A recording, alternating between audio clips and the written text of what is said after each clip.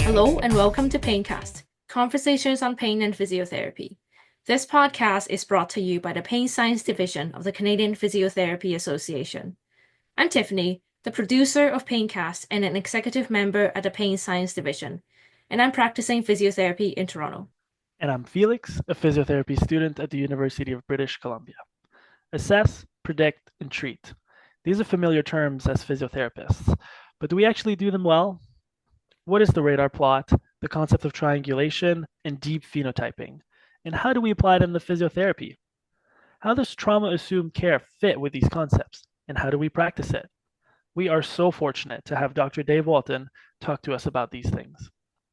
Before we start, as a reminder, Paincast brings together researchers, clinicians, students, and patients to facilitate discussions, knowledge translation, and critical thinking on topics about pain and physiotherapy.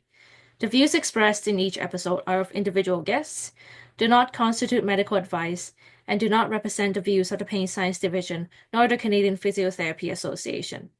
Enjoy the episode. Dave, thank you so much for being here. We really appreciate you. Can we just start by introducing who you are, what you do, and what a typical week looks like for you? Typical week, I'm not sure that exists anymore. First of all, thanks to both of you for the invitation to come and talk today. And I just need to acknowledge that as someone who was involved in the outset of the Pain Science Division, it's just an absolute thrill for me to see the way that it's grown and evolved over time, and really happy to see everything that's happening there. So I'm Dave Walton. I'm a professor with the School of Physical Therapy here at Western University in London, Ontario. I'm cross-appointed to the Department of Psychiatry, and that has a lot to do with some of my research interests, which really focus on the intersection between physical and mental health and the way those all occur within a sort of broad social context. I hold some other roles here at the university. I'm co-director. My focus is on innovative solutions for spinal pain with a group called CanSpine. It's a research group that has spinal pain and rehabilitation as its focus. I'm also co-lead of another group recently funded called the No Pain Initiative, and that's KNOW Pain. Both of these groups can be found online if anyone's interested in learning more. But in broad strokes, the No Pain Initiative has as its mission trying to trouble and understand the way we can know the pain of another person. Just is so fundamental to pain research, and I'm sure we will probably talk a little bit about that today, actually, as we go forward. But those are a couple of my major initiatives right now. Oh, I'm so excited to hear more about how we get to know someone's pain in a more intimate way. Can you elaborate a little bit more on your involvement in the pain science world? You're one of the founders of the Pain Science Division of the CPA. Yeah, it's, I guess, a bit of a journey. So for context, this year it marks my 25th year out of physio school. In fact, this weekend is our 25th reunion homecoming here at Western. So I look forward to seeing some of my old classmates. So I say that just because it has been a bit of a journey, as you can imagine. But coming out of physio school, I think like many young physio grads probably assumed I was going to be the next trainer for the Blue Jays. I had a real, that focus on sports medicine sort of thing. And while I maintain a huge respect for the people who work in the sports rehab field, it became clear to me early on that it just wasn't something that resonated with me personally. What did resonate as a clinician was the very first time that I worked with someone who had had pain for 5 years and had been unable to do, I can't even remember the task, but it was some really important task, lift a child, afraid they wouldn't be able to walk their daughter down the aisle, that kind of thing. And in working with that person, actually got them to the point where they could do those things. Really felt for the first time then, and this was probably within the first 2 or 3 years of my career, that, wow, I just made a difference in that person's life that may not have been made had I not been part of their life. And that felt to me like impact, that all of a sudden that kind of flicked that switch, like that's the impact that I'm looking to make in this world. So I was a clinician for a 10-year period from 99 through 2009.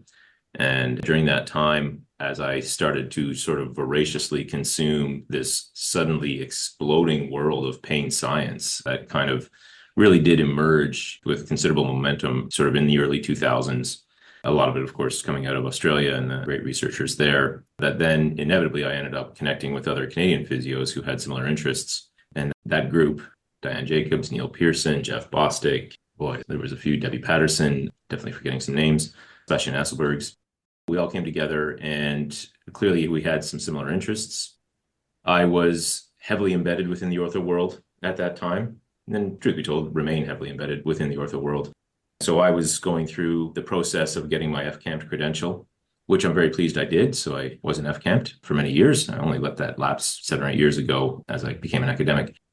But during that time, also generating this interest in this group in pain science, and really was excited by how our growing understanding of what pain was as more than just sort of a biomechanical phenomenon as a result of some dysfunction in a joint, and integrating that with what I was learning through the ortho levels at the time. It really did add that excitement that I was looking for. I guess in 2005, I think, was the first time we as a group decided to formalize as the Canadian Physiotherapy Pain Sciences Group, which was sort of just a grassroots special interest group more than anything in Canada. And after a couple of years of that and generating a bit of momentum there, we then lobbied to CPA to become a formal division. And that was accepted as of 2008. I hope I'm getting my dates right. Neil Pearson became the inaugural chair of the division for the first couple of years, and then I took over from him as the second chair of the division. And then, like I said, I was actively involved probably until 2012, 2013, at which point, after having been sort of actively working to grow this thing for 8 years by that point, I think we kind of collectively agreed it was probably a good time to maybe just step aside, let some new blood come in and just take it and continue to sort of build their vision for what the division could be. And so that's essentially what we've done. So now we continue to sort of certainly contribute as needed. I've remained an active member of the division all those years. Like I said, really thrilled to see how it's continued to grow and evolve and see the great leadership within the division. And yeah, just as I said, it's almost like raising a child and then just sort of letting it go out into the wild and watching it grow and become its own independent thing. It's remarkable. Oh, that's an awesome story. First of all, happy anniversary for your 25th as a clinician. And one of your other contributions to the physiotherapy world, combined with your contribution to the pain science division, is this book titled Musculoskeletal Pain Assessment, Prediction, and Treatment that's been co-authored with Dr. James Elliott. And in today's podcast, we really want to dive into some of the concepts in the book so that our audience can be exposed to those concepts and benefit from them, and then decide if they really want to dig in deeper with the book. So before we start, what made you want to co-author that book? And in this book, you really emphasize the process of assess, predict, and treat. But isn't that something that already most physios do? Yeah, great. And thanks for raising that. And I should just acknowledge on the 25th anniversary thing, just to be clear, I graduated physio when I was 10 years old, which is the only way I can make the math work inside my head. I can't possibly be that old by now. So on the topic of the book, yeah, a little bit of background, I guess, there as well. I was quite lucky to have met James when I was doing sort of a small self-funded postdoc at the University of Queensland in Australia in 2010, having just recently completed my PhD and before starting my tenure track academic role, which is where I've been since that time. Now, James was also there in Queensland doing his postdoctoral work as well. And the two of us just got on really well. And, what was exciting about that is that we came at the concept of pain from fairly different angles, I think, at the time. So he often referred to himself as a card-carrying member of the biology club. He was really focused on looking for sort of those biological markers that could explain the experience of pain. I have always been interested in sort of, as I mentioned right off the bat, where the sort of physical and mental health components kind of overlap and the social determinants of health and pain. And it was just a really nice marriage of ideas and concepts come together. I learned from him and he learned from me.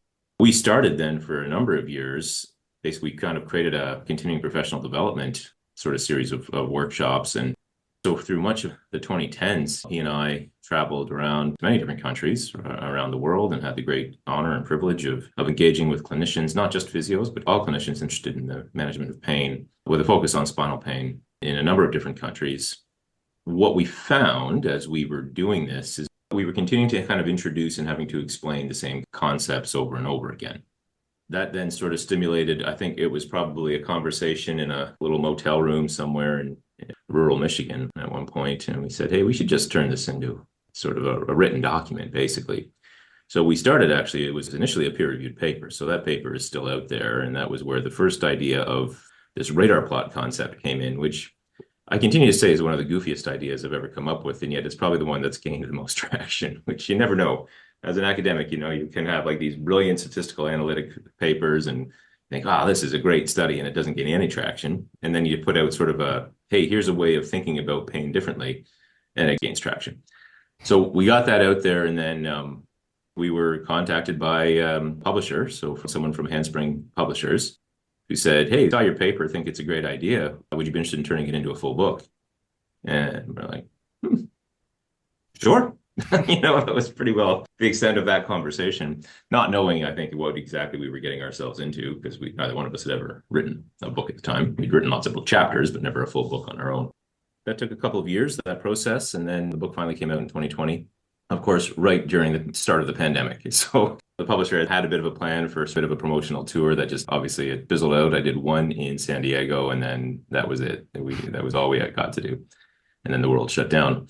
But nonetheless, it got out, and I'm sure we'll talk about what exactly that is. But you raised a specific point about assessment, prediction, and treatment, or assess, predict, treat. And you said, I think, something really insightful. And I love it that you're, especially as a physio student, this is where your head is sort of, isn't that what we do anyway? And the answer seems to be kind of sort of, if I can put it that way. It's really more of a common sense. We probably should just call it a common sense approach to pain management, where much of the book and much of the radar plot is really focused around the idea of comprehensive assessment and evaluation. So it's trying to take this complex experience of pain and, separate it into different kind of constituent parts to try and identify maybe what the primary or dominant drivers of that experience may be within an individual patient. And that can include a number of different clinical tests that we do. It could include self-report measures. It could include diagnostics. It could include all sorts of things, patient narrative, whatnot. Once you've got that, and maybe we've kind of established sort of the primary or dominant drivers for this particular patient, the next question we encourage then clinicians to ask, and actually this is the part that isn't always asked from our experience at least, is this person likely to recover on their own or not? That's the prediction or the prognosis piece. And that's been a field that I've worked in for many years, is the idea of trying to sort of predict future health states. And so if the answer is, well, this person is likely to recover pretty well on their own anyway, then by virtue of the comprehensive assessment you've done, our take is sort of arm's length, let nature take its course, follow up semi-regularly just to make sure things are going the way you expect. If the answer is no, it doesn't look like this person is going to recover well on their own. And to be clear, by the time they show up at your clinic door, chances are most of them are not going to unless they've been sent there by someone else. Then the assess and predict piece asks the question, okay, why? So you've got your comprehensive assessment now sitting here. You've identified the primary drivers of the patient's pain experience, be they nociceptive, nociplastic, emotional, whatever they might be. You've now used that to create sort of a risk profile of this person. And what the two are allowing you to do is say, if this person is unlikely to recover on their own, going back to my assessment, why? Sometimes we use the analogy of a sinking boat kind of thing with multiple holes in it. What are the biggest holes? Where are the biggest leaks that I need to plug first? With the intention of trying to get this person onto a more positive recovery trajectory. And so in that framework, then the treatment actually sort of flows quite naturally. And again, I think that's also a slightly sort of different way of looking at it, because I think a lot of physios, at least in my experience, find things like complex chronic pain presentations, well, complex, as you would expect they should be, but that complexity can sometimes lead to a bit of paralysis in terms of decision making, where the best, intervention strategy is, where the best place to start with this patient is. So we're kind of saying, okay, don't get so bogged down in the treatment piece, because if you do your assessment, your comprehensive assessment piece really well, if you use that information to give a sense of whether the person is likely to recover or not and how rapidly, well, treatment should just flow naturally from targeting the risk factors that you found in your assessment, like the risk factors report outcome that you found in your assessment. That's the basically framework of it. And you're not wrong. It sounds in some ways intuitive, and yet it's rare that I encounter clinicians that would talk in those terms.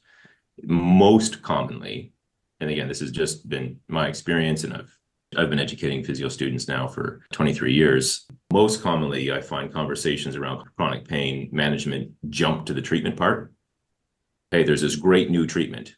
It's whatever it might be. Physios we have this tendency to sort of jump onto hot new things, right? So here's this great new treatment. Everybody gets this treatment for pain management. What we've kind of done is said, actually, maybe before we get to that part, let's back up and first really try to understand who this person is and what's driving them and what's driving their experiences of pain. So yeah, really the whole framework is very much like emphasis on the assessment and prediction piece. And you'll see in the book, the treatment aspects proportionally take up a lower amount of space in that book for those reasons. That's awesome. I'm so excited to delve deeper into that. And I really love that you turned a pain science workshop into this resource that we can engage with at our own time and in our own home. And I've certainly learned a lot from it. And I think one of the things that challenged me the most as a student, and perhaps in the future as well, is that prediction aspect. So we'll kind of delve into that. I just wanted to go up on the arm length approach that you mentioned. Can you explain that a little bit and how that might differ from a typical process of physiotherapy? Yeah, I'll start off by saying this is perhaps slightly idealistic because if this was to actually be implemented, it would probably require some degree of change to current funding pathways for, let's take post-injury rehabilitation as an example. So the concept here, regardless of the mechanism, is person has acute onset of pain. So let's imagine it's a car crash, it's a work injury, sports injury, whatever it might be. So there are a growing number of reasonably, in fact, weirdly accurate predictive tools and algorithms now that can be applied to people with different types of acute onset of pain. I have one called the Traumatic Injuries Distress Scale, which is freely available online if anyone's interested. But there's others, people might be familiar with the StartBack or the Rebro or the OzPro, or there's any number of these tools. They're growing. We can apply those, and as part of our comprehensive assessment, get an overall sense of what is the likelihood this person is going to recover, regardless of my intervention, or sometimes even despite my intervention. If the answer is pretty high likelihood they're going to recover well, then what our suggestion would be is don't induce a sense of disability or fear where none currently exists by saying you need to come and see me regardless of what those prediction algorithms say. So if you identify people who you're pretty confident are likely going to recover reasonably well on their own anyway, our suggestion, and it also goes into resource utilization as well here, is kind of basically get them out of the queue effectively, right? Get them out of the system, explain, provide your sort of the base level of intervention that maybe has been found actually effective in broad strokes, which is essentially advice and education to remain active, give them a little bit of sense of what to expect, a bit of a sense of what to watch for that could signal maybe, potential problems. But basically that level of arm's length, this isn't someone who we say you need to start having them come in 2 or 3 times a week sort of thing.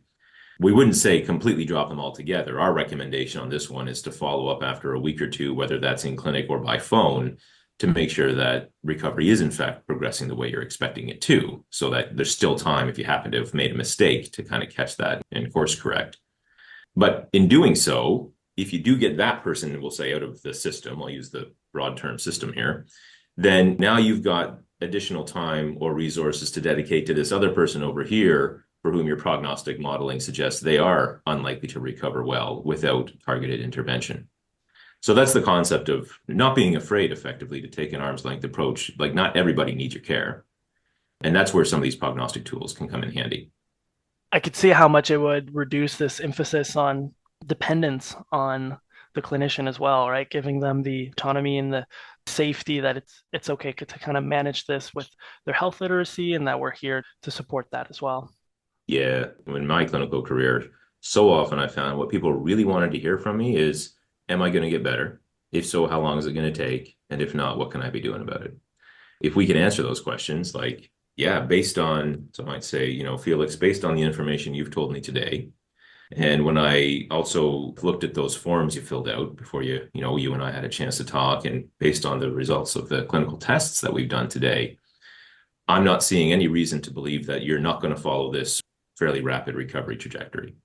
And I actually, at least for me, when I was working clinically, and this is back in a time we had clipboards and took paper notes, on the back of my clipboard, I actually had sort of anticipated recovery trajectories that look like curves on the back of my clipboard. And I could talk people through, based on what you've told me and what I'm understanding and my knowledge about the process of recovery, I expect you to be on this rapid recovery curve here.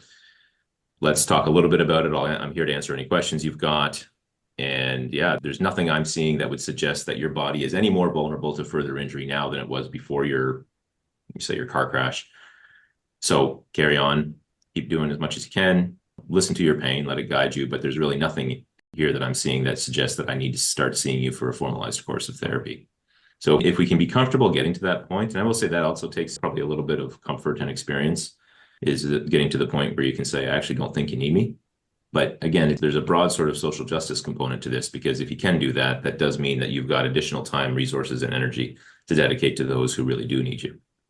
Yeah, so the question of the prediction part, apart from asking what is the likelihood they will improve without intervention, if the prognosis is good, you would take an arm's length approach. But if there's unfavorable prognosis, the book suggests asking what are they at risk of and why? Is this where the radar plot comes in? Yeah, it very much can do. So my recommendation for people, and I'm going to use my own tool because it's always easier to talk to things that you're most familiar with. So when I created the Traumatic Injuries Distress Scale, the TIDS, I wanted to create something from the ground up intended for use in people with acute post-traumatic onset of pain. So again, some kind of injury, some kind of traumatic event has occurred that could be applied within the first 3 weeks. And not only could it give a sense of whether the person is, very likely to recover, unclear likelihood, or very likely to not recover, right? So I wanted to kind of give us sort of 3 levels of basically risk stratification there. But then that tool also provides 3 subscales that you could add up. So if you have somebody who's on that maybe not likely to recover category, then the 3 subscales in there give you a bit of a glimpse into the why. So one of the subscales evaluates the sense of uncontrolled pain. If the person doesn't feel as though their pain is well controlled, the radar plot is a great place for me to look at that and go, is this a nociceptive dominant experience, neuropathic, nociplastic? That's our wheelhouse as physiotherapists. But there's 2 other subscales in that tool, and this is where my overlap with the mental health world comes in. There's another one where it says this person might be at risk because of strong negative affect, negative emotions. So these are things around anger, sense of hopelessness or helplessness, disconnection with the world, things like that, that might signal, and indeed our work is showing that these is most predictive of not only long-term chronic pain, but also the onset of things like depressive disorder. So that might be, if I see someone who shows me that risk profile, probably good justification, if we can do it, to bring in, let's say, some kind of mental health professional, in addition to my physical intervention, to do our best to try and make it likely this person's going to get back onto that rapid recovery curve. The 3rd subscale is one that's around hyperarousal and intrusion. So these kind of fit within the post-traumatic distress realm. And so again, if I see someone who's at risk and the subscale score tells me that there's a strong post-traumatic distress component here, then some kind of stress management or trauma reprocessing approach, again, that's probably going to include a mental health professional or some kind of a counselor or something like that, in addition to physical intervention, then in our mind, that's your best approach for getting that person back onto the rapid recovery. So I use the TIDS as an example here, but you, as you said, you could equally just look at the radar plot because it has emotional and affective domains, and it has more physical domains, and it has social domains. So you could equally say this person appears to have a lot of risk factors for a poor outcome. And I go back to my radar plot and I can again look for the biggest contributors and target it and zero in there. Yeah. To backtrack a little bit, for those who haven't heard or doesn't know what the radar plot is, can you introduce what it is and the domains that it has? Yeah, sure. So really it's a reasoning framework is really what it's meant to be. It's a clinical reasoning framework. To give some background here, we sort of conceptualize this as an evolution from what was really happening hard sort of through the 2000s and into the 2010s was this idea of classification or categorization of pain, with the goal of trying to fit people into, let's say, either nociceptive or neuropathic or nociplastic or emotional kind of boxes, we'll say. What is clear from anyone who's ever worked with humans is that it's rare that people fit nicely into a single box, and that doesn't overflow into other boxes. So the idea of a radar plot basically said, let's take all these boxes that people kind of accept are out there, and instead of saying you can only have one or the other of these, let's allow all of these to exist in the same person at the same time, but to greater or lesser extents. And so the radar plot is really just a thing to keep in your head effectively. It's got 7 domains that there's strong evidence that each of these can contribute to the experience of pain. And so those domains are nociceptive, physiological, mechanical inflammatory drivers, basically. Peripheral neuropathic, which would refer to damage to a peripheral nerve. Central nociplastic, which some people will be familiar with the term central sensitization, but it's that same concept where the mechanism for persistent pain is actually located within the central nervous system rather than the periphery. There's the sort of broad psychological domains that we separate into cognitions and thoughts and beliefs as one domain, and then mood and behavior and affect into a second domain. And we can talk about why we split those, because that's a little bit uncommon in these frameworks. There's a socio and environmental domain, which really refers to all of the things outside of the person, but that impact our experiences of pain, but also how we report and express pain to other people. And then there's a sensory motor domain here that is kind of a mix of a number of things, a mix of central and social, environmental, but it's really about how you know your body, if I can put it that way, how you understand your body in space. And so those 7 domains, nociceptive, neuropathic, nociplastic, emotional, cognitive, socio-environmental, and sensory motor. You can imagine for each of those domains, you could say these are contributing to this person's pain experience to a greater or lesser extent. The current version that we have has 5 levels for each of those. These are meant to be qualitative levels, so very low, low, moderate, high, very high, as far as a relative contributor to this person's pain experience. I will say that we have actively resisted the efforts to try and make this algorithmic. That's a whole other conversation probably, but there are times that I get a little bit concerned when we try to sort of apply numbers to all aspects of human behavior. So I think numbers and data can definitely be helpful when applied the right way and used in the right way. But we've really tried to keep this positioned as basically, like I said, a reasoning framework, and really allowing multiple drivers to be present in the same person at the same time, where there could be a dominant nociceptive driver, and there could also be a dominant, let's say, maladaptive irrational beliefs. And those two things can be interacting and affect the person's experience of pain. In fact, they typically are. It would be super rare that you would only see one driver in a person. And then what that does then as a clinician, it first allows me, let's say if I had that profile, to say, well, maybe I don't need to focus too much on the central component. The social component sounds like this person's all right. You know, there's not a strong sensory motor domain here. But on the other hand, it does sound like I'm going to need to address some of these maladaptive or unhelpful beliefs. And there also appears to be a mechanical or inflammatory process happening here that I'm going to address. So in a way, it almost allows us to kind of jettison some of those other domains that don't seem to be strong contributors, and rather focus my efforts on these, let's say, 2 or 3 strong domains. Yeah. Before getting into more how we use the radar plot, I think listeners might be a bit interested in how you determined these 7 domains. Particularly talk about you separated emotional, affective, and cognitive. Why would sensory motor dysfunction be one of them? I'm glad you raised that because we get that question all the time. There's a few different ways that we kind of arrived at that. Things that aren't there, I'll just say, like, let's acknowledge there's things that aren't there, such as sleep disturbance, nutrition influences, any of the biomarkers, genetics, immune inflammatory processes, things like that. None of that is on the plot. So we are starting with this from an assumption that the person has walked into your physiotherapy clinic because someone, they or someone else, has deemed them appropriate for physiotherapy intervention, and that there are no major red flags here. So we don't focus on the red flag screening. We're kind of assuming we've gone through that process and this person is appropriate for physio intervention. So from there, we started thinking, what are the different intervention techniques that are available? And so each of these 7 domains, at least in theory, to us, would be amenable to a different approach to intervention. By saying that, that actually explains why we chose to separate what we're calling cognitions or beliefs from mood or affect or emotions, which is if we believe there's a strong dominant component to this person's pain that comes from, I'll use the word maladaptive or irrational beliefs, thoughts, expectations about pain. And I'm sure listeners are familiar with these concepts, whether that be catastrophizing or kinesiophobia or fear avoidance. There's all sorts of terms we put on these things. Hurt equals harm, all these sorts of things, sense of fragility. These aren't diagnosable psychiatric conditions. These are personal beliefs. And you may see that these are born as a result of maybe a misunderstanding of the resilience of the body, for example, or a misunderstanding of, let's say, the term degenerative disc disease or whiplash, or that there's this sort of real fear of these and what that might mean. Physios are perfectly positioned, as I think you both are realizing, to address those, right? So we have often the time and the knowledge to help people reshape their understandings, provide some education, some intervention. This is maybe where the therapeutic neuroscience education interventions come into play to address those. So just because there is the presence of strong maladaptive beliefs doesn't necessarily mean we need mental health supports on board. It might, but physios are well positioned to address that.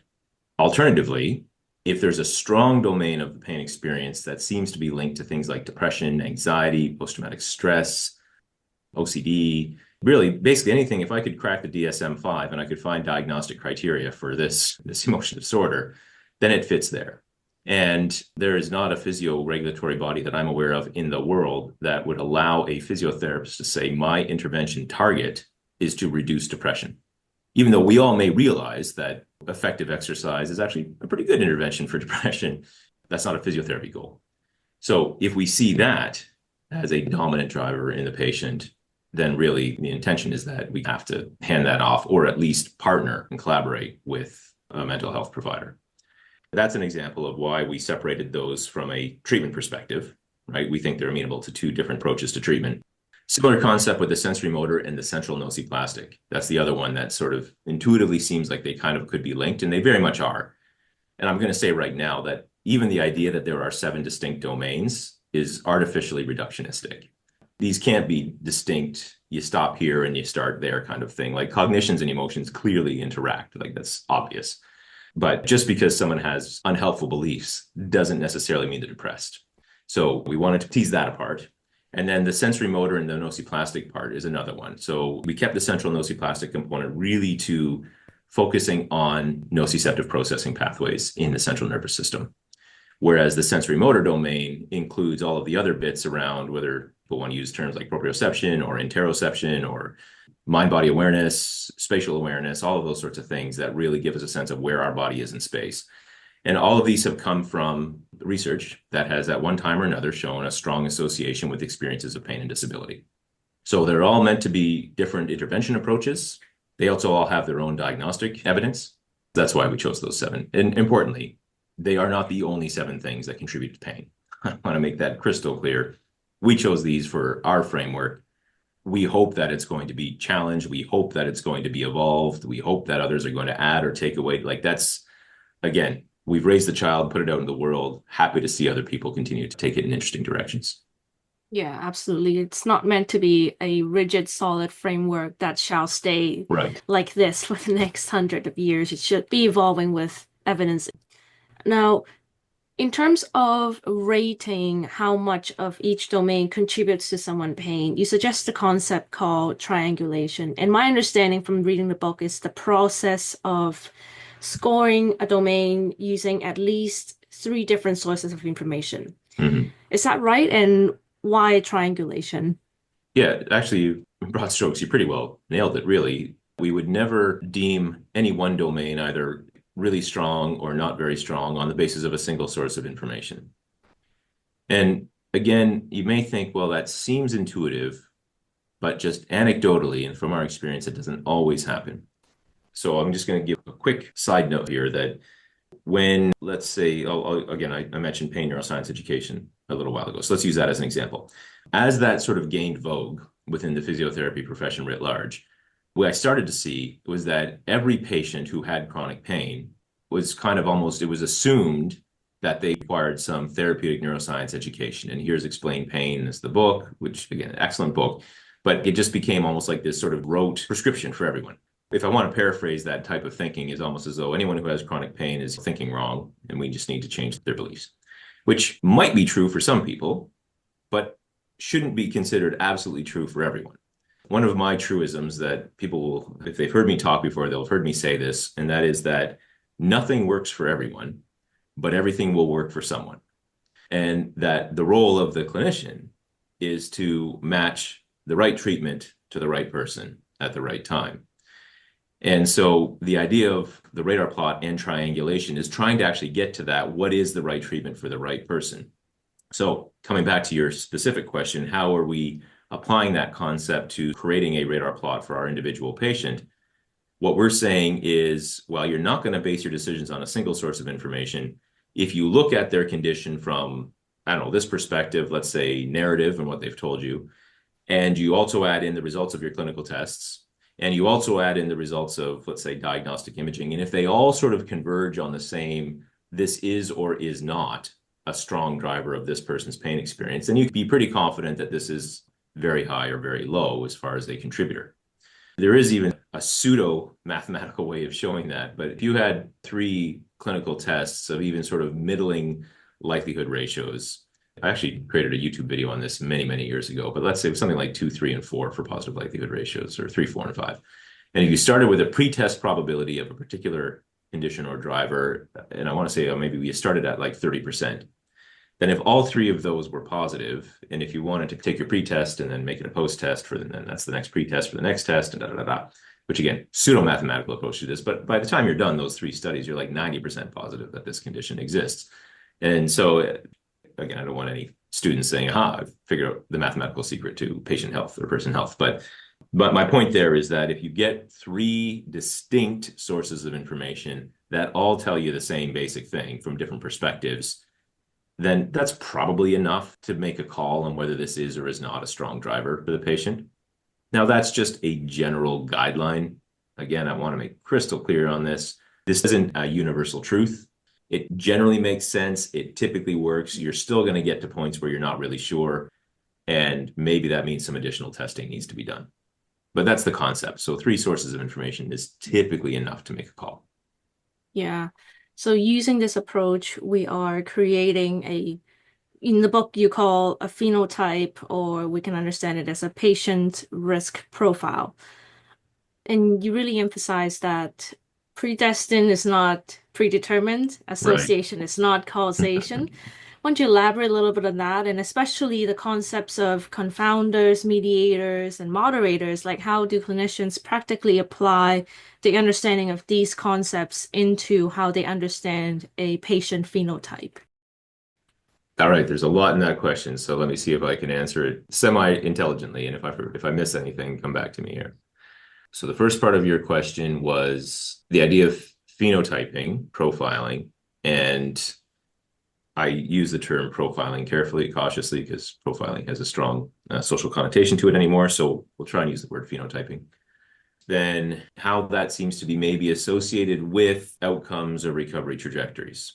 Yeah, also the fact that, association is separate from causation. Right. So first of all, great point. Everyone should write that down. Correlation is not the same as causation. There are lots of things that are correlated with pain. In fact, it's almost harder to find things that are not correlated with pain than there are to find things that are correlated with pain, which is not to say that all of these things necessarily cause the experience of pain. So really important point there. While we have prognostic tools that are, like I say, kind of weirdly effective. So if I take the TIDs as an example, if I group people into likelihood of rapid recovery, delayed recovery, or basically no recovery, in the work that we've done so far, we're about 80% accurate by 12 months later in guessing what of those trajectories that people would follow. But when I say that, somebody surely has to say, that is absolutely bonkers. Like, that is goofy. How can a single response to a set of questionnaires on one day possibly predict somebody's health outcomes? And those people would be absolutely right. They really should be thinking that way. What we find with these tools is that they are way better. They're way more accurate with the low risk prediction piece, which is to say, if someone scores really low, regardless of the tool that they're using, if someone scores really low today, it's pretty likely they're going to be okay. And I say low, I mean low on the risk tool. So we're orienting our scales here. So where high would be high risk, low would be low risk.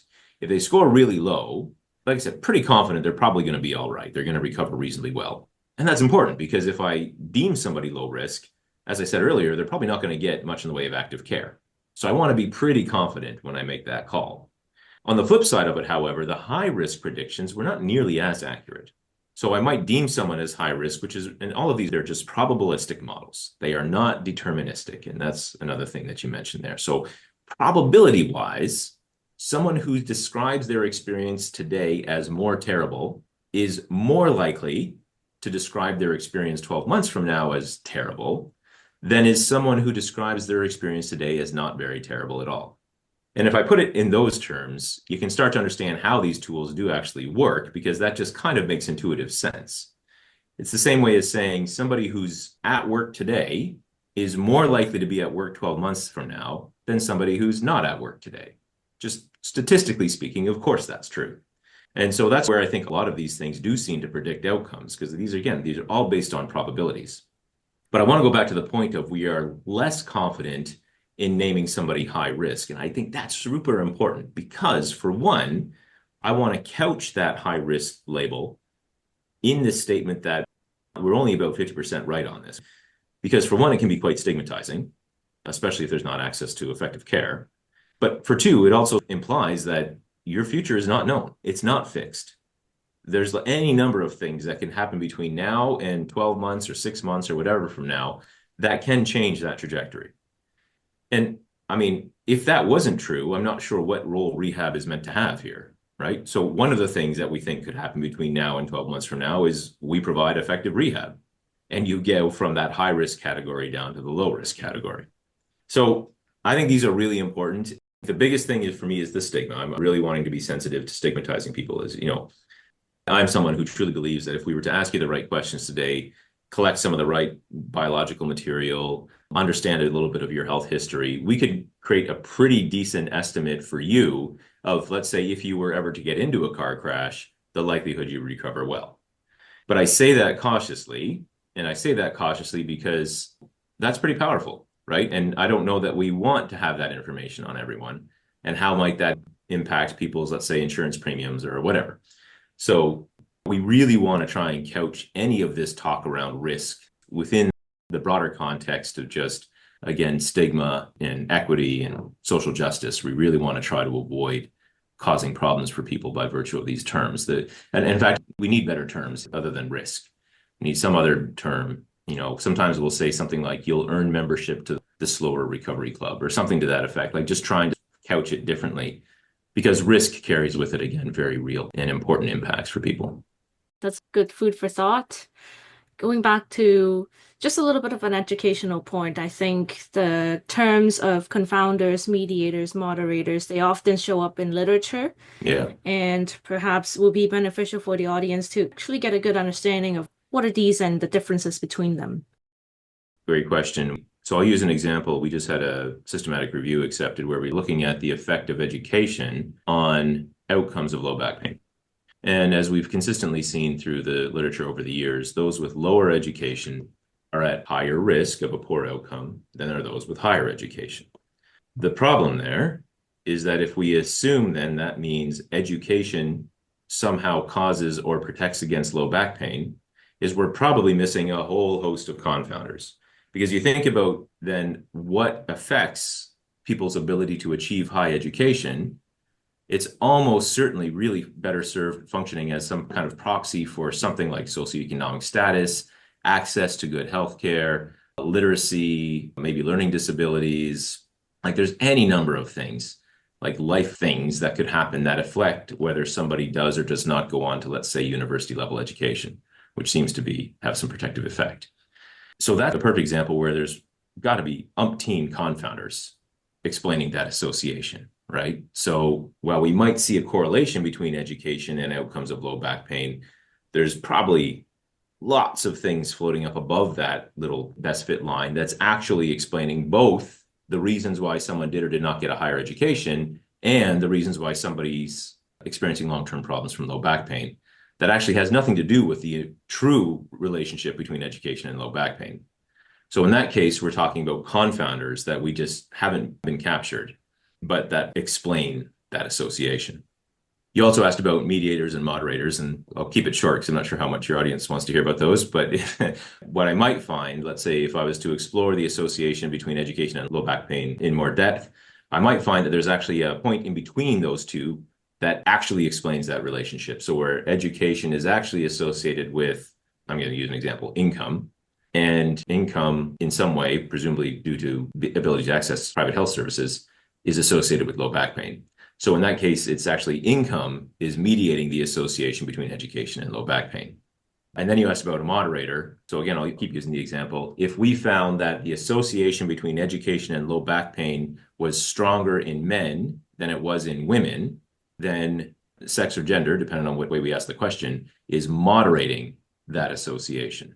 That's my 30-second statistics lesson. Does that? Thanks, Dave, for that quick outlook on mediators and moderators. It's got to be difficult navigating all of that in research and complex pain. Mm-hmm. I'd love to get a deeper understanding of just that predicting model and understanding what variables have been identified that can impact in which recovery group people find themselves in. Yeah. And so I'll couch this conversation just by saying humans are really messy things, right? Like we are complex, tapestries of genetics and emotional state and social determinants of health, and I mean, any number of things. We're super complex. I often say my work would be so much easier if I could just order my participants through the mail and everybody was genetically identical. They would do animal research, but that's just not the truth with humans. So there is no possible way that in any one study, we're going to capture all potential variables that might influence somebody's health. It would be untenable. We couldn't do it. So we end up collecting things that are feasible and that seem to sort of make sense.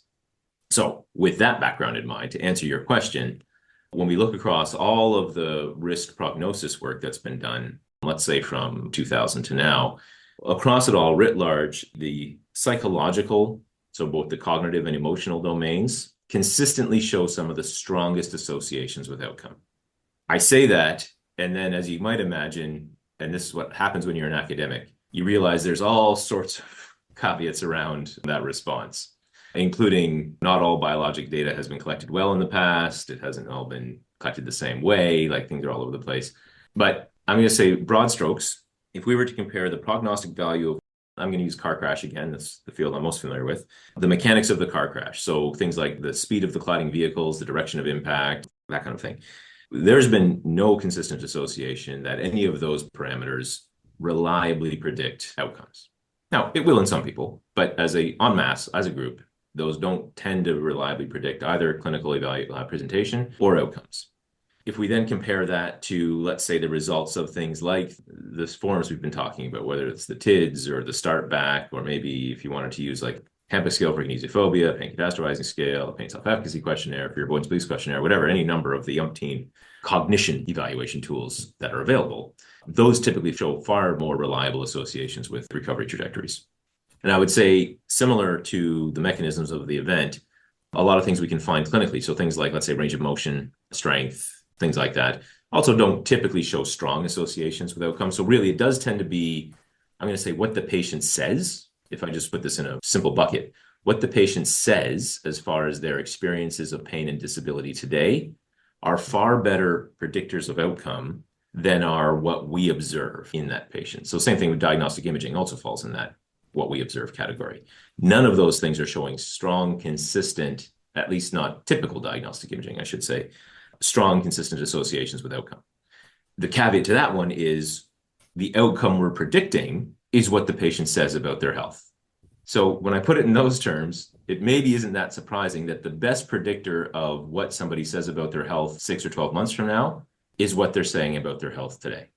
So again, this is where there's probably all sorts of interacting effects here, mediators, moderators, right? Lots of confounders for sure floating about out there.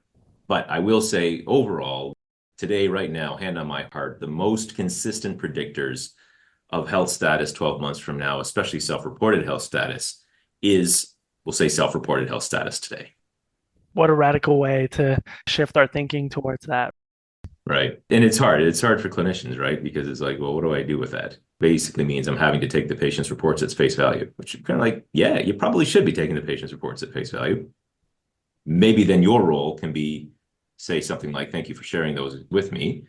I've got a really good sense of your health now and your current health state and what you think about your health. What I'm going to try and do from here is see if I can start to sort of tease apart what might be contributing to your health state so that we can identify, you and I together, some meaningful treatment targets for you. And that might be where the radar plot idea comes in. I've heard you mention a little bit about predispositions that can kind of impact the way that someone perceives their own trajectory and situations. Can you talk a little bit about that? Yeah, thanks for giving me a chance to talk about that as well. So another sort of my personal passion areas here, but is just acknowledging nobody encounters trauma in a vacuum. All of us bring all of our prior experiences with us to this most recent traumatic experience. Again, car crash, work injury, sport injury, slip and fall, whatever it might be. I've become really interested in trying to better understand who people were prior to this most recent event. And not surprisingly, what we can find out when we can find things out about what it does have some pretty strong predictive value on where they go from the injury. The challenge for us, is a challenge for me as a researcher, is how do I know the person prior to the time they walk into either my research study or my clinic? I didn't know them before then. So we are using different techniques now, and happy to talk about some of them. Like hair tells us something, genetics tells us something, but one area where we've really focused recently has been prior traumatic experiences.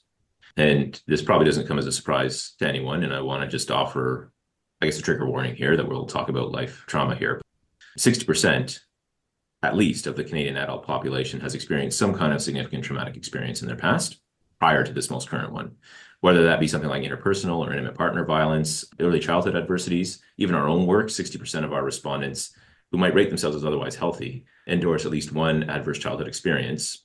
And again, those are probably underreported. Those have real effect on the way we subsequently perceive ourselves, our bodies as a safe place, our world as a safe place. And in some way, and this is now I'm going to say in some way, because anything I say from here is really speculation, but they have some impact on then how we respond to future trauma. And that's probably about as much as I want to say about that piece, because I don't want to start getting too wildly speculative about what that is. But the fact that nobody or very few people encounter trauma without having some prior experience of trauma has to affect the way that we experience the current trauma. And for that reason, I'm thankful you've given me a chance to talk about this, is it gets onto an idea of trauma-informed or even trauma-assumed approaches to care, where this is something that both James and I have really been interested in recently, and a number of others. This isn't our thing, I should be clear, but starting to ask questions about what would physiotherapy care look like if we started from a place of assuming the person who walks through our door has had prior traumatic interpersonal experiences. What that means from our mind is that we ensure we take steps to make sure our clinical environment feels safe, that patients know they are in control of the experience of seeing me, that I really come at their health from a position of authentic curiosity, humility, looking for true partnership in the interest of empowering them to make their decisions and tell me when they think I'm wrong, that sort of thing. And it seems to me like this is just one of the rare opportunities for a win-win in clinical practice, because if you approach every clinical interaction from a position of assuming that the person has had some kind of prior traumatic experience, then you are going to treat them with an ethic of humility, curiosity, partnership, empowerment. If you're right, of course, that makes sense, and you're going to be right more often than you're wrong by virtue of statistics. Even if you're wrong, the worst thing you've done is treated this patient from an ethic of humility, curiosity, partnership, and empowerment. So this is what I mean. We're really thinking, and again, it almost seems like intuitive. So Felix, you might be like, I'm a physio student. Why would I not approach somebody as a human? Tiffany, you're probably feeling the same way. Of course I'm going to do that. I will say at times it becomes easy for us as physios, or really the medical field writ large, to start to see the human body as a machine, as a series of gears and joints and pulleys and things like that, and forgetting there's that human attached to it. So this is one of the things that I know I'm really focused on, and both from professional and personal experiences, of really trying to advocate more recently for this approach to healthcare, which starts from a position of assuming the person has had some prior trauma, meaning we treat everybody from this ethic of trauma assumed, or sometimes called trauma and violence informed care, rather than waiting until the patient discloses some prior trauma and then we go, whoops, I'd better change the way I'm approaching, or how I'm touching them, where I'm touching them, what I'm asking them to do. That's kind of the way we've been approaching this now, coming from a perspective of realizing that nobody encounters trauma in a vacuum. That's beautiful, Dave. Thank you, because you're basically pulling in these variables of things that can kind of impact someone's prognosis, and you're showing that scientific link between those things and then the personable trauma-assumed care. How do you fit then these trauma and the radar plot and how that plays into chronic pain? So in a couple of different ways. So if I was to approach the idea of I want to create this and use this radar plot from this lens of trauma-assumed care, it's going to mean, for example, that I explain to my patient why I'm asking them the questions that I am, why I'm asking them to complete the forms that I am, why I'm doing the clinical tests that I'm doing before I do it. It means I'm going to set right from the get-go stop rules if they need to be in place. I'm going to ensure that they feel comfortable in my environment. I'm going to ensure that anything they tell me is listened to, typically reflected back to them, so they can know that I heard what they've said, that I don't fall into this trap of here's a pile of forms, fill them out while you're sitting in the waiting room, circle these numbers, and then I'm just going to sum them all up and look at the numbers and say, oh yeah, you scored 35 out of 50 on your NDI, you've got high disability.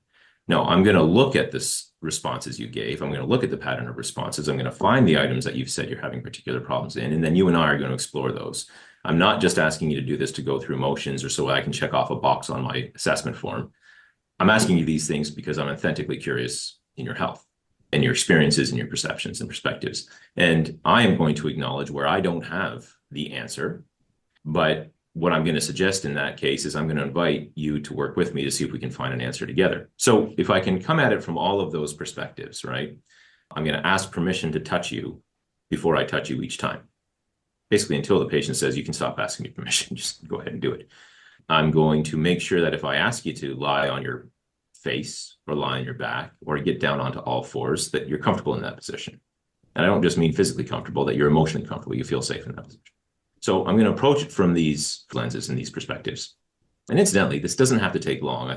Listeners might be saying, I only have 20 minutes with my patient. Asking people, are you okay there? Is this okay? If I ask you to get down on all fours on the bed, is that going to be comfortable for you? It doesn't have to take long.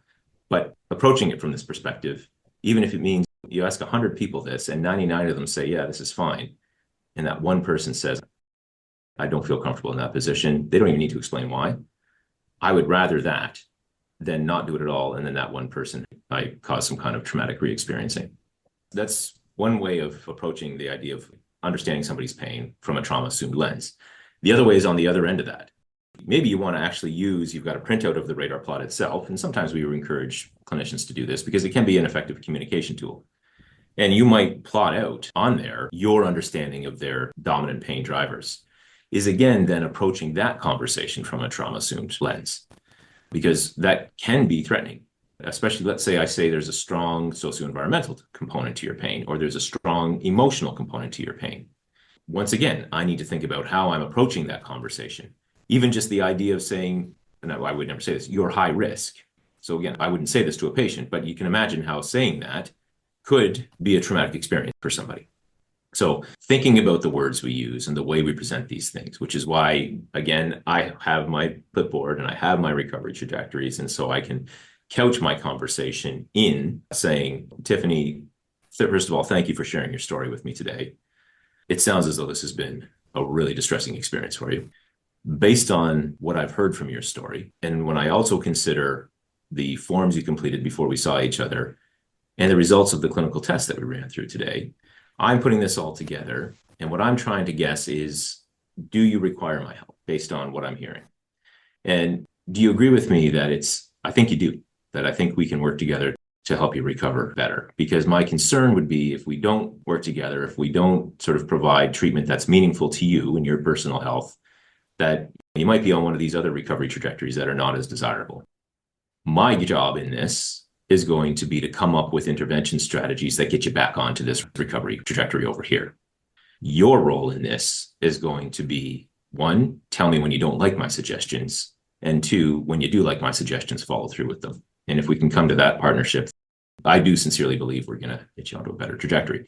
So making sure you're approaching it from that kind of perspective, which then not only explains to the patient why you're making the decisions that you are, but also doesn't leave them dangling as though they're at high risk and there's no hope for change.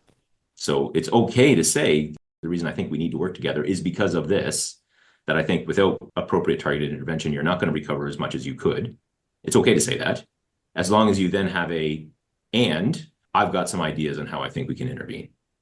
And that's, again, where your radar plot idea comes in. And that's where you can say, based on this profile, if you buy into this, I'm looking at this thinking that you'd probably benefit from some manual intervention or some exercise, maybe because there's a strong nociceptive component. And I think you'd probably benefit from some educational material that I've got. We can talk through that. I also think you might benefit from some coordination exercises if there's, let's say, a sensory motor domain. And what I might then do from a trauma-assumed perspective is I might say, I actually believe you're probably going to benefit from all of these, but you tell me which of these three would you like to start with? And that comes back again to that whole triangulation rule of threes bit. Here's three options for you. I know in my own head we're eventually going to get to all three, but in the interest of empowerment and partnership, where would you like to start? So those are some good, I think, approaches to take. Well, I think you put it very beautifully on how to honestly tell your patients what you think they're experiencing and the trajectory of the condition, but also not noceboing a patient into chronification, basically. I like the term noceboing. I think that's a good adjective. I'm going to or I don't know, keep that. Yeah. Now, in terms of the different domains of the radar plot, once you determined how much each domain is contributing to someone's pain and you present that to them, what if they disagree with it? Great. Welcome disagreement and explore it. So I think this is an opportunity to say, first of all, thank you for having the courage to disagree with me, or more likely, thank you for explaining your perspective here. What I'm pretty confident in is there's probably some common ground that we can find here. So let's explore it. So a common example, as you probably would expect, that because of the stigma still associated with psychological drivers of pain, people may be apt to disagree with your opinion of strong emotional or cognitive drivers once you explain what those are. So first of all, I think you should be prepared to defend that, for one thing. I will say that's actually where, say, standardized self-report measures can be helpful, in that you're taking it from, this is my opinion about you and the way you've talked to me, from this is the way we interpret this scale that you completed, and this is what we understand. Now, scales don't work the same way for everyone. Everyone has their own way of calibrating their scales. So let's talk through this. When I see this pattern of responses, this is where my head goes. Can you explain further maybe what you've meant by some of these responses? So maybe I'm misinterpreting your responses. So again, that's where that sort of humility component comes in.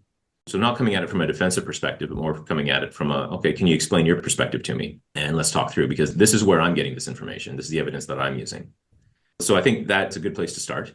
I think it's also fine, if I use the psychological side of things, to acknowledge that, listen, what we understand about pain is that it is always sensory and emotional. In fact, by definition, the definition of pain is that it's sensory and emotional. So it's never just one thing. And I don't know about you, but I don't like being in pain. The reason you're here is because you don't like being in pain. It's unpleasant. It's uncomfortable. It's distressing. Sometimes it makes me angry. Sometimes it makes me sad. Sometimes it makes me anxious. Do you ever have those experiences as well? And the answer there is probably, well, yes, of course. Okay. This is why I'm, in addition to some of these other things, and maybe the screening tool, you completed a PHQ-9 or a GAD-7 or something, and this is kind of how we've ended up here. That's not in any way to dismiss your experiences of pain as somehow not real. And so the whole idea of validation is also an important part of trauma-assumed care as well. But I need to first of all acknowledge, before we even start this conversation, that I sincerely believe your pain is real. It is very real. It is very real to you. And I hear you, and it is distressing. And my job is to try to identify the best approaches for treatment. And that's my expertise that I bring to this partnership, is to try and identify the best approaches for treatment. Let me acknowledge, however, that my expertise is only part of this, because your expertise is what it's like to live in your body. I don't have that expertise. And so let's figure out where those overlap, and let's find out where magic occurs. So if we can come at it from that perspective, if I've misinterpreted something you've said, help me fix it. Help me understand, because I've missed something. There are always going to be people who will simply absolutely not agree with you. And that's where sometimes your clinical reasoning comes in. Maybe it's just not the best match. Just like I think in the mental health space, they say something like it takes an average of 3 or 4 therapists that you visit before you find the one that you click with. I'm not sure why physios should think they're any different than that. So it's entirely possible that it's just for whatever reason, we're just not the best match. Happy to have you meet with somebody else, with my colleague or something like that. So occasionally that happens as well, but I don't know that we need to jump to that. I would much rather we sort of start with, okay, you're telling me I got it wrong. Tell me where I'm wrong, and let's come together and find the common understanding. Thank you so much for that. I can really see that your philosophy is underpinned by this curiosity and humility. And I think that'll serve in every situation that we have, even if there's a mismatch between the two people. Well, I'll tell you, Felix, that if I have any humility at all, it's because, especially in the field that I'm in, anytime I ever thought I had the answer, someone out there was only too quick to tell me why I'm wrong. And I've had to come to see those as opportunities for learning. I mean, I'm now at the point in my career, I guess, where, and this is hard to do when you're young, but when I can say, anytime someone highlights something that I don't know, oh, that's such a gift. Being made aware of what you don't know is such a gift. So if you can come at it from that perspective, I'm here to learn. I am a lifelong learner. Help me learn. I know I'm bringing expertise to this interaction. I acknowledge you're bringing expertise to this interaction. Let's share that. Let's both get better. Lifelong learning. Lifelong learning. There you go. All right. Thank you so much, Dave. Excellent. Thanks both. Great conversation. Good questions. Good answers. Good. Excellent. Thank you for listening to this episode of Paincast about just being a humble and curious physiotherapist. I hope you felt enlightened as much as we did. Paincast is a freely available resource to help you learn about pain and physiotherapy. To support our podcast, please subscribe and rate it on Spotify or Apple Podcast and share it with your network. You can also use the feedback form linked in the show notes to help us improve. Thank you again, and stay tuned for future episodes on pain and physiotherapy.